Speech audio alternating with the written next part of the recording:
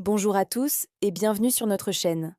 Aujourd'hui, nous plongeons dans l'une des plus grandes énigmes de l'histoire, le trésor perdu des Templiers. Mythe ou réalité? Ensemble, nous allons déchiffrer les indices et explorer les théories les plus fascinantes. Accrochez-vous, le voyage commence maintenant.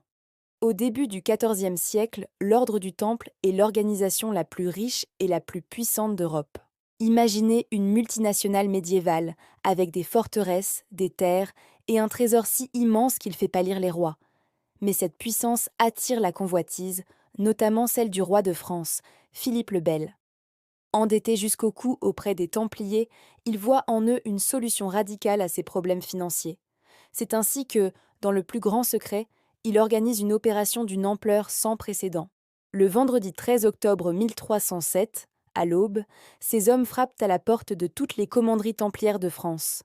Des centaines de chevaliers sont arrêtés, jetés en prison et accusés d'hérésie. Le coup de filet est presque parfait. Presque. Car lorsque les hommes du roi pénètrent dans le cœur du temple à Paris, là où devrait se trouver le légendaire trésor, ils ne trouvent que des coffres vides.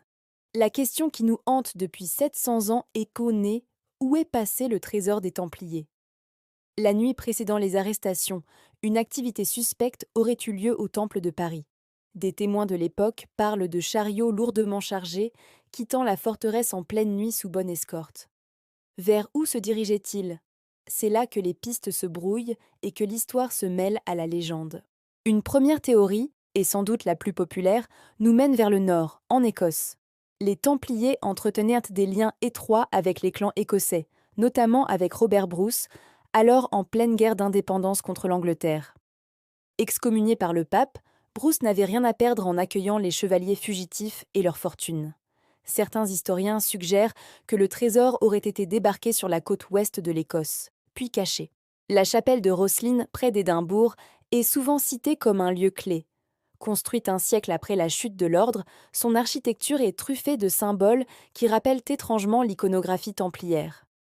Des piliers sculptés, des motifs ésotériques. Est-ce un simple hommage ou bien une carte au trésor gravée dans la pierre? Certains pensent que le trésor, ou du moins une partie, pourrait être enterré dans les cryptes inexplorées sous la chapelle. Les légendes locales parlent d'une dame blanche qui garderait l'entrée d'un caveau secret. Une autre piste tout aussi intrigante nous emmène vers le sud, au Portugal. Contrairement à la France, le roi du Portugal, Denis Ier, a protégé les Templiers. Il n'a pas dissous l'ordre, mais l'a simplement transformé en un nouvel ordre, l'ordre du Christ. Les chevaliers, leurs biens et, potentiellement, leurs trésors ont ainsi trouvé un refuge sûr. Le château de Tomar, siège de ce nouvel ordre, est un labyrinthe de cours, de chapelles et de passages secrets. Serait-ce la cachette idéale? L'ordre du Christ a d'ailleurs joué un rôle crucial dans les grandes découvertes portugaises. Leurs navires, les fameuses caravelles, arboraient la croix pâtée rouge des Templiers. Certains avancent une idée audacieuse. Le trésor n'était peut-être pas seulement de l'or et des bijoux, mais aussi des connaissances. Des cartes secrètes, des savoirs géographiques hérités des croisades, qui auraient permis aux navigateurs portugais, comme Vasco de Gama, de découvrir de nouvelles routes vers les Indes et le Nouveau Monde. Le véritable trésor serait donc une connaissance qui a changé le cours de l'histoire. Mais il existe une troisième voie, plus discrète et peut-être plus plausible. Et si le trésor n'avait jamais quitté la France? L'ordre du Temple possédait un réseau de centaines de commanderies à travers le pays, des fermes fortifiées, des souterrains, des forêts isolées. Il aurait été relativement simple de disperser le trésor en de multiples petites caches, le rendant quasiment impossible à retrouver. Prenons l'exemple de la forêt d'Orient, près de Troyes, le berceau de l'ordre. C'est une région truffée d'étangs artificiels créés par les moines soldats. Les légendes locales abondent sur des coffres immergés, protégés par les eaux sombres. Ou encore le château de Gisors, en Normandie, avec ses légendaires souterrains. Dans les années 60, le gardien du château a affirmé avoir découvert une crypte secrète contenant des sarcophages et des coffres. Malgré des fouilles officielles qui n'ont rien donné, le mystère de Gisors persiste. Et si le trésor n'était pas matériel du tout? Une théorie fascinante suggère que le véritable trésor des Templiers était un secret religieux explosif. Certains parlent du Saint Graal, non pas la coupe, mais une lignée, celle du Christ lui-même. D'autres évoquent des textes sacrés qui auraient pu ébranler les fondements de l'Église catholique.